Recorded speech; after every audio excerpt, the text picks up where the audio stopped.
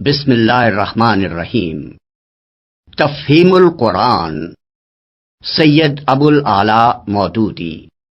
سمع و بصر نے تفہیم القرآن کی مکمل 6 جلدوں کی آڈیو سی ڈی بھی تیار کی ہے۔ سمع و بصر نے کچھ اہل خیر کے تعاون سے مولانا سید ابو الاعلیٰ مودودی رحمۃ اللہ علیہ کی مشہور تفسیر تفہیم القرآن کی 6 جلدوں کو 6 آڈیو سی ڈی MP3 کی شکل میں تیار کیا ہے۔ اس میں تلاوت عبد الرحمن الخزیفی کی ہے، ترجمہ اور صورتوں کا تعارف عظیم سرور کی آواز میں ہے، تفسیری حواشی سید سفیر حسن سبزواری اور پروفیسر عبد القدیر سلیم کی آواز میں ہے۔ پروگرام کے مطابق تمام تر تفسیری حواشی سفیر حسن صاحب ہی کو پڑھنا تھے، لیکن اس کام کے دوران میں ان کا انتقال ہو گیا اور وہ اپنے رب کے پاس چلے گئے۔ ان للہ و انا الیہ راجعون۔ ان کے بعد پروفیسر عبد القدیر سلیم کے تعاون سے اسے مکمل کیا گیا۔ اس کام میں جن افراد نے بھی حصہ لیا ہے ان کے لیے دعائے خیر کی درخواست ہے۔ بسم اللہ الرحمن الرحیم۔ دیباچہ۔ قرآن مجید کے ترجمہ و تفسیر پر ہماری زبان میں اب تک اتنا کام ہو چکا ہے کہ اب کسی شخص کا محض برکت و سعادت کی خاطر ایک نیا ترجمہ یا ایک نئی تفسیر شائع کر دینا وقت اور محنت کا کوئی صحیح مصرف نہیں ہے۔ اس راہ میں مزید کوشش اگر معقول ہو سکتی ہے تو صرف اس صورت میں جبکہ آدمی کسی ایسی کسر کو پورا کر رہا ہو جو سابق مترجمین و مفسرین کے کام میں رہ گئی ہو، یا طالبین قرآن کی کسی ایسی ضرورت کو پورا کرے جو پچھلے تراجم و تفاسیر سے پوری نہ ہوتی ہو۔ ان صفحات میں ترجمانی اور تفہیم قرآن کی جو صحیح کی گئی ہے وہ دراصل اسی بنیاد پر ہے۔ میں ایک مدت سے محسوس کر رہا تھا کہ ہمارے عام تعلیم یافتہ لوگوں میں روح قرآن تک پہنچنے اور اس کتاب پاک کے حقیقی مدعا سے روح شناس ہونے کی جو طلب پیدا ہو گئی ہے اور روز بروز بڑھ رہی ہے، وہ مترجمین و مفسرین کی قابل قدر مسائی کے باوجود ہنوز تشنہ ہے۔ اس کے ساتھ میں یہ احساس بھی اپنے اندر پا رہا تھا کہ اس تشنگی کو بجھانے کے لیے کچھ نہ کچھ خدمت میں بھی کر سکتا ہوں۔ انہی دونوں احساسات نے مجھے اس کوشش پر مجبور کیا جس کے ثمرات ہدیہ ناظرین کیے جا رہے ہیں۔ اگر فی الواقع میری یہ حقیر پیشکش لوگوں کے لیے فہم قرآن میں کچھ بھی مددگار ثابت ہوئی تو یہ میری بڑی خوش نصیبی ہوگی۔ اس کام میں میرے پیش نظر علماء اور محققین کی ضروریات نہیں ہیں اور نہ ان لوگوں کی ضروریات ہیں جو عربی زبان اور علوم دینیہ کی تحصیل سے فارغ ہونے کے بعد قرآن مجید کا گہرا تحقیقی مطالعہ کرنا چاہتے ہیں۔ ایسے حضرات کی پیاس بجھانے کے لیے بہت کچھ سامان پہلے سے موجود ہے۔ میں جن لوگوں کی خدمت کرنا چاہتا ہوں وہ اوسط درجے کے تعلیم یافتہ لوگ ہیں جو عربی سے اچھی طرح واقف نہیں ہیں اور علوم قرآن کے وسیع ذخیرے سے استفادہ کرنا جن کے لیے ممکن نہیں ہے۔ انہی کی ضروریات کو میں نے پیش نظر رکھا ہے۔ اس وجہ سے بہت سے ان تفسیری مباحث کو میں نے سرے سے ہاتھ ہی نہیں لگایا جو علم تفسیر میں بڑی اہمیت رکھتے ہیں مگر اس طبقے کے لیے غیر ضروری ہیں۔ پھر جو مقصد میں نے اس کام میں اپنے سامنے رکھا ہے وہ یہ ہے کہ ایک عام ناظر اس کتاب کو پڑھتے ہوئے قرآن کا مفہوم و مدعا بالکل صاف صاف سمجھتا چلا جائے اور اس سے وہی اثر قبول کرے جو قرآن اس پر ڈالنا چاہتا ہے۔ نیز دوران مطالعہ میں جہاں جہاں اسے الجھنیں پیش آ سکتی ہوں وہ صاف کر دی جائیں اور جہاں کچھ سوالات اس کے ذہن میں پیدا ہوں ان کا جواب اسے بروقت مل جائے۔ یہ میری کوشش ہے۔ اب اس امر کا فیصلہ عام ناظرین ہی کر سکتے ہیں کہ میں اس میں کہاں تک کامیاب ہوا ہوں۔ بہرحال یہ حرف آخر نہیں ہے۔ ہر ناظر سے میری درخواست ہے کہ جہاں کوئی تشنگی محسوس ہو یا کسی سوال کا جواب نہ ملے یا مدعا اچھی طرح واضح نہ ہو رہا ہو، اس سے مجھے مطلع کیا جائے تاکہ میں اس خدمت کو زیادہ سے زیادہ مفید بنا سکوں۔ علماء کرام سے بھی میں گزارش کرتا ہوں کہ مجھے میری غلطیوں سے آگاہ فرمائیں۔ چند الفاظ ترجمانی و تفہیم کے متعلق بھی۔ میں نے اس کتاب میں ترجمے کا طریقہ چھوڑ کر آزاد ترجمانی کا طریقہ اختیار کیا ہے۔ اس کی وجہ یہ نہیں ہے کہ میں پابندی لفظ کے ساتھ قرآن مجید کا ترجمہ کرنے کو غلط سمجھتا ہوں، بلکہ اس کی اصل وجہ یہ ہے کہ جہاں تک ترجمہ قرآن کا تعلق ہے، یہ خدمت اس سے پہلے متعدد بزرگ بہتر طریقے پر انجام دے چکے ہیں، اور اس راہ میں اب کسی مزید کوشش کی ضرورت باقی نہیں رہی ہے۔ فارسی میں حضرت شاہ ولی اللہ صاحب کا ترجمہ اور اردو میں شاہ عبد القادر صاحب، شاہ رفیع الدین صاحب، مولانا محمود الحسن صاحب، مولانا اشرف علی صاحب اور حافظ فتح محمد صاحب جالندھری کے تراجم ان اغراض کو بخوبی پورا کر دیتے ہیں جن کے لیے ایک لفظی ترجمہ درکار ہوتا ہے، لیکن کچھ ضرورتیں ایسی ہیں جو لفظی ترجمے سے پوری نہیں ہوتی اور نہیں ہو سکتی، انہی کو میں نے ترجمانی کے ذریعے سے پورا کرنے کی کوشش کی ہے۔ لفظی ترجمے کا اصل فائدہ یہ ہے کہ آدمی کو قرآن کے ہر لفظ کا مطلب معلوم ہو جاتا ہے، اور وہ ہر آیت کے نیچے اس کا ترجمہ پڑھ کر جان لیتا ہے کہ اس آیت میں یہ کچھ فرمایا گیا ہے۔ لیکن اس فائدے کے ساتھ اس طریقے میں کئی پہلو نقص کے بھی ہیں، جن کی وجہ سے ایک غیر عربی دان ناظر قرآن مجید سے اچھی طرح مستفید نہیں ہو سکتا۔ پہلی چیز جو ایک لفظی ترجمے کو پڑھتے وقت محسوس ہوتی ہے وہ روانی عبارت، زور بیان، بلاغت زبان اور تاثیر کلام کا فقدان ہے۔ قرآن کی سطروں کے نیچے آدمی کو ایک ایسی بے جان عبارت ملتی ہے جسے پڑھ کر نہ اس کی روح وجد میں آتی ہے، نہ اس کے رونگٹے کھڑے ہوتے ہیں، نہ اس کی آنکھوں سے آنسو جاری ہوتے ہیں، نہ اس کے جذبات میں کوئی طوفان برپا ہوتا ہے، نہ اسے یہ محسوس ہوتا ہے کہ کوئی چیز عقل و فکر کو تسخیر کرتی ہوئی قلب و جگر تک اترتی چلی جا رہی ہے۔ اس طرح کا کوئی تاثر رونما ہونا تو درکنار، ترجمے کو پڑھتے وقت تو بسا اوقات آدمی یہ سوچتا رہ جاتا ہے کہ کیا واقعی یہی وہ کتاب ہے جس کی نظیر لانے کے لیے دنیا بھر کو چیلنج دیا گیا تھا۔ اس کی وجہ یہ ہے کہ لفظی ترجمے کی چھلنی صرف دوا کے خشک اجزاء ہی کو اپنے اندر سے گزرنے دیتی ہے، رہی ادب کی وہ تیز و تند اسپرٹ جو قرآن کی اصل عبارت میں بھری ہوئی ہے، اس کا کوئی حصہ ترجمے میں شامل نہیں ہونے پاتا، وہ اس چھلنی کے اوپر ہی سے اڑ جاتی ہے۔ حالانکہ قرآن کی تاثیر میں اس کی پاکیزہ تعلیم اور اس کے عالی قدر مضامین کا جتنا حصہ ہے، اس کے ادب کا حصہ بھی اس سے کچھ کم نہیں ہے۔ یہی تو وہ چیز ہے جو سنگ دل سے سنگ دل آدمی کا دل بھی پگھلا دیتی تھی، جس نے بجلی کے کڑکے کی طرح عرب کی ساری زمین ہلا دی تھی، جس کی قوت تاثیر کا لوہا اس کے شدید ترین مخالفین تک مانتے تھے اور ڈرتے تھے کہ یہ جادو اثر کلام جو سنے گا وہ بالآخر نقد دل ہار بیٹھے گا۔ یہ چیز اگر قرآن میں نہ ہوتی اور وہ اسی طرح کی زبان میں نازل ہوا ہوتا جیسی اس کے ترجموں میں ہم کو ملتی ہے، تو اہل عرب کے دلوں کو گرمانے اور نرمانے میں اسے ہرگز وہ کامیابی حاصل نہ ہو سکتی جو فی الواقع اسے حاصل ہوئی۔ لفظی ترجموں سے طبائع کے پوری طرح متاثر نہ ہو سکنے کی ایک وجہ یہ بھی ہے کہ ترجمے بالعموم بین السطور درج کیے جاتے ہیں، یا نئے طرز کے مطابق صفحے کو دو حصوں میں تقسیم کر کے ایک طرف کلام اللہ اور دوسری طرف ترجمہ لکھا جاتا ہے۔ یہ طریقہ اس غرض کے لیے تو عین مناسب ہے جس کی خاطر آدمی لفظی ترجمہ پڑھتا ہے، کیونکہ اس طرح ہر لفظ اور ہر آیت کے مقابلے میں اس کا ترجمہ ملتا جاتا ہے۔ لیکن اس کا نقصان یہ ہے کہ ایک آدمی جس طرح دوسری کتابوں کو پڑھتا اور ان سے اثر قبول کرتا ہے، اس طرح وہ ترجمہ قرآن کو نہ تو مسلسل پڑھ سکتا ہے اور نہ اس سے اثر قبول کر سکتا ہے، کیونکہ بار بار ایک اجنبی زبان کی عبارت اس کے مطالعے کی راہ میں حائل ہوتی رہتی ہے۔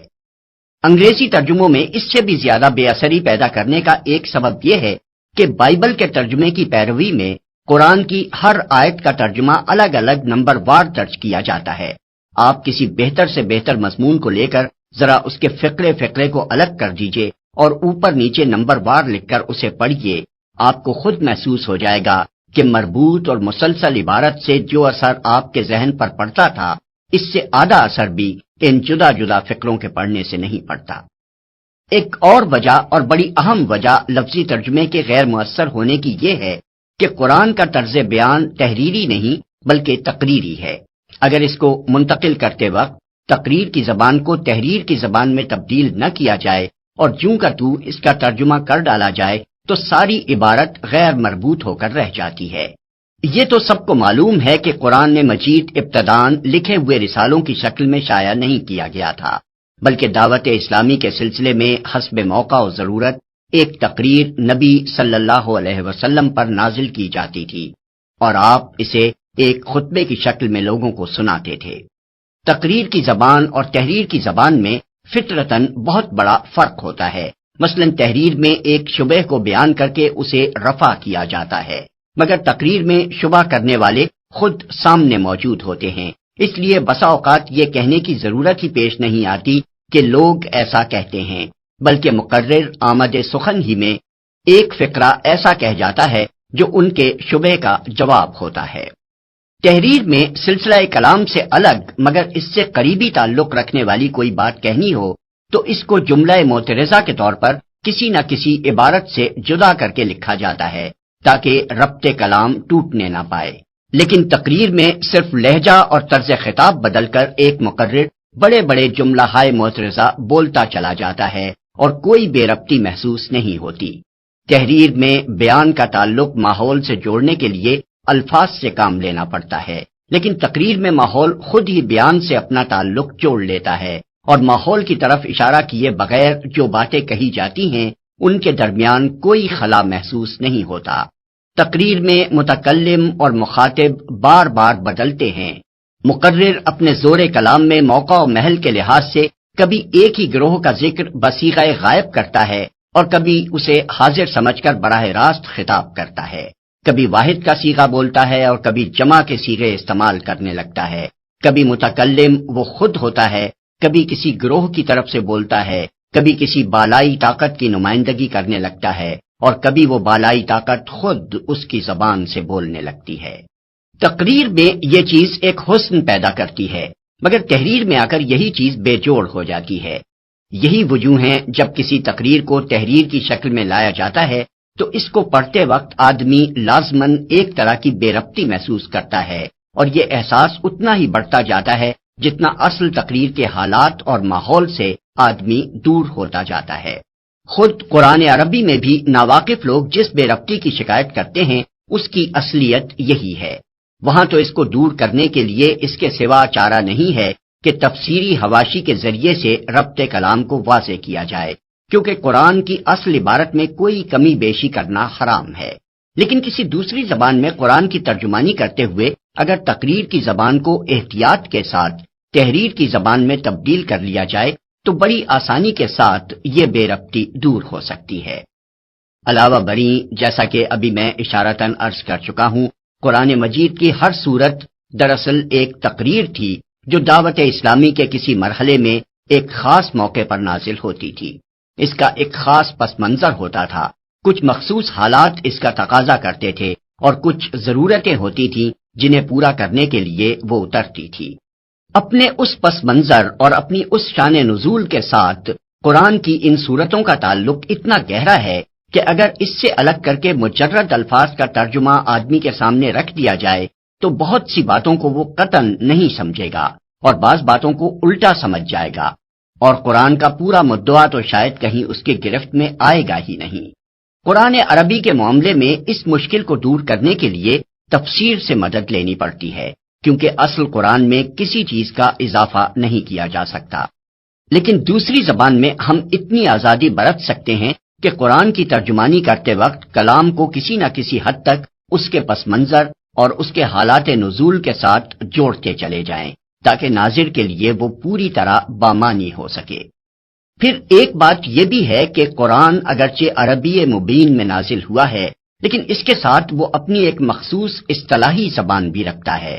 اس نے بکثرت الفاظ کو ان کے اصل لغوی معنی سے ہٹا کر ایک خاص معنی میں استعمال کیا ہے، اور بہت سے الفاظ ایسے ہیں جن کو وہ مختلف مواقع پر مختلف مفہومات میں استعمال کرتا ہے۔ پابندی لفظ کے ساتھ جو ترجمے کیے جاتے ہیں ان میں اس اصطلاحی زبان کی رعایت ملحوظ رکھنا بہت مشکل ہے، اور اس کے ملحوظ نہ رہنے سے بسا اوقات ناظرین طرح طرح کی الجھنوں اور غلط فہمیوں میں مبتلا ہو جاتے ہیں۔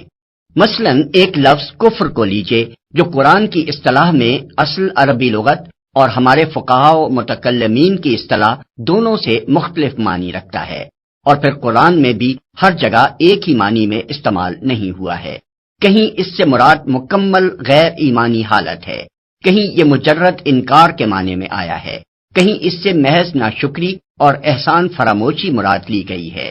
کہیں مقتضیات ایمان میں سے کسی کو پورا نہ کرنے پر کفر کا اطلاق کیا گیا ہے، کہیں اعتقادی اقرار مگر عملی انکار یا نافرمانی کے لیے یہ لفظ بولا گیا ہے، کہیں ظاہری اطاعت مگر باطنی بے اعتقادی کو کفر سے تعبیر کیا گیا ہے۔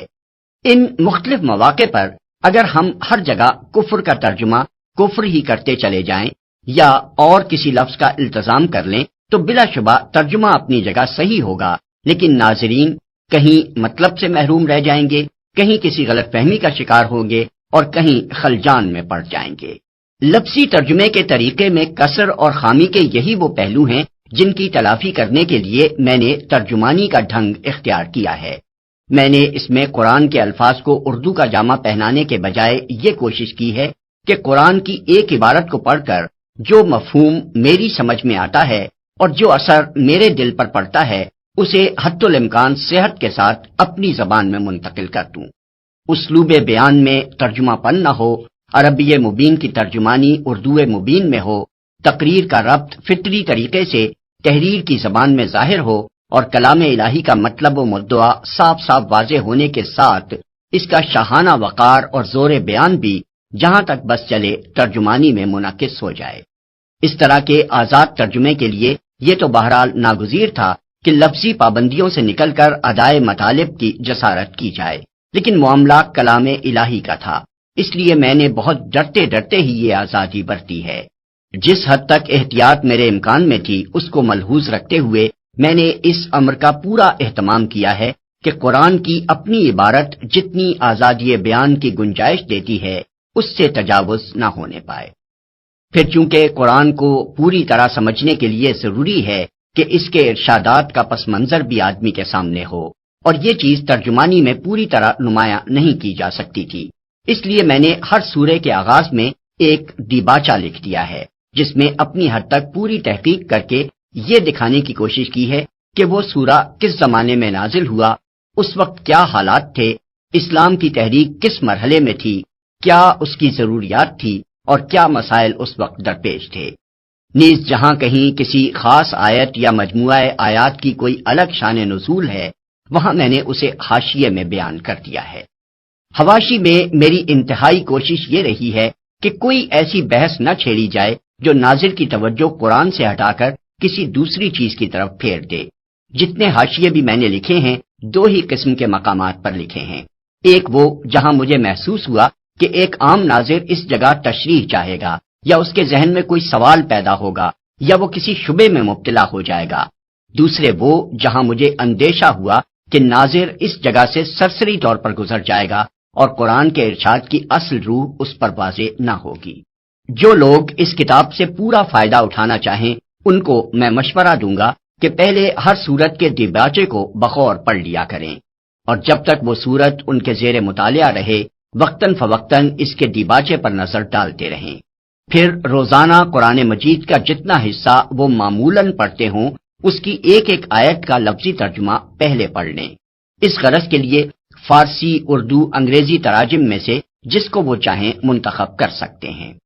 اس کے بعد تفہیم القرآن کی ترجمانی کو حواشی کی طرف توجہ کیے بغیر مسلسل ایک عبارت کے طور پر پڑھیں تاکہ قرآن کے اس حصے کا پورا مضمون بیک وقت ان کے سامنے آ جائے۔ پھر ایک ایک آیت کو تفصیل کے ساتھ سمجھنے کے لیے حواشی کا مطالعہ کریں۔ اس طرح پڑھنے سے مجھے توقع ہے کہ ایک عام ناظر کو قرآن مجید کی عالمانہ واقفیت نہ صحیح عامیانہ واقفیت انشاءاللہ بخوبی حاصل ہو جائے گی۔ اس کتاب کو میں نے محرم 1361 ہجری یعنی فروری 1942 میں شروع کیا تھا۔ 5 سال سے زیادہ مدت تک اس کا سلسلہ جاری رہا، یہاں تک کہ سورہ یوسف کے آخر تک ترجمانی اور تفہیم تیار ہو گئی۔ اس کے بعد پے در پے ایسے اسباب پیش آتے چلے گئے کہ مجھے نہ تو آگے کچھ لکھنے کا موقع مل سکا اور نہ اتنی فرصت ہی میسر آ سکی کہ جتنا کام ہو چکا تھا اسی کو نظر ثانی کر کے اس قابل بنا سکتا کہ کتابی صورت میں شائع ہو سکے۔ اب اسے حسن اتفاق کہیے یا سوء اتفاق، کہ اکتوبر 1948 میں یکایک مجھے پبلک سیفٹی ایکٹ کے تحت گرفتار کر کے جیل بھیج دیا گیا، اور یہاں مجھ کو وہ فرصت وہاں پہنچ گئی جو اس کتاب کو پریس میں جانے کے قابل بنانے کے لیے درکار تھی۔ میں خدا سے دعا کرتا ہوں کہ جس غرض کے لیے میں نے یہ محنت کی ہے وہ پوری ہو، اور یہ کتاب قرآن مجید کے فہم میں بندگان خدا کے لیے واقعی کچھ مددگار ثابت ہو سکے۔ وما توفیقی الا باللہ العلی العظیم۔